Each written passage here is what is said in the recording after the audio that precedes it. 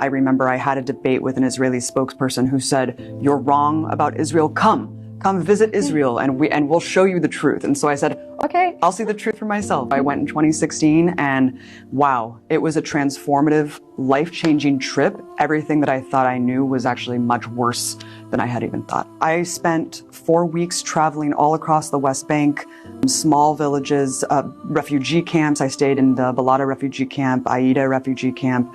I remember going to Hebron, which was the most visceral example of Israeli apartheid I'd ever seen.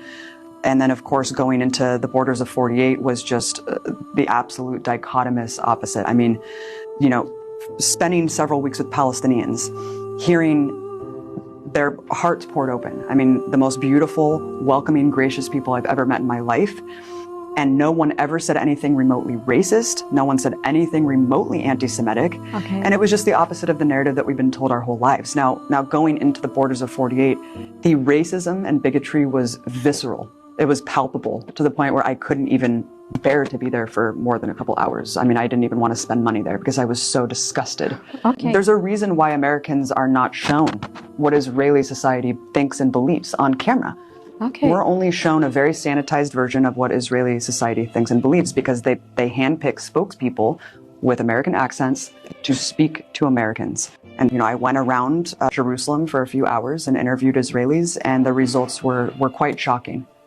I mean, the first day that I was there, I mean, literally within 20 minutes of leaving the airport, I remember seeing a row of people walking up a huge hill with their cars behind concrete barricades. And I said, what is going on here? And my friend Nancy Mansour said, oh, this is what they do to just inconvenience Palestinians routinely. They'll just blockade, set up makeshift checkpoints and make them walk 3 hours outside of where their direct route is to get home. And right out of the gate, I just said, oh my God. A couple minutes later, we saw an ambulance at a checkpoint where they were pulling out a person who was probably bleeding out. I mean, someone who needed immediate medical assistance, and they were checking the ambulance. I mean, we know what they do. We know that they deny Palestinians medical care. So that's what I saw within the first couple hours of being there. A couple hours later, we heard that a farmer was shot in the back for not turning around quickly enough when an Israeli soldier called his name. We went to the funeral the next day, and you know, we spent time with the family. As we were leaving the funeral, Israeli soldiers had set up another makeshift barricade right outside of the house and started tear gassing and shooting rubber bullets at the funeral goers. And I just could not believe what I was witnessing firsthand.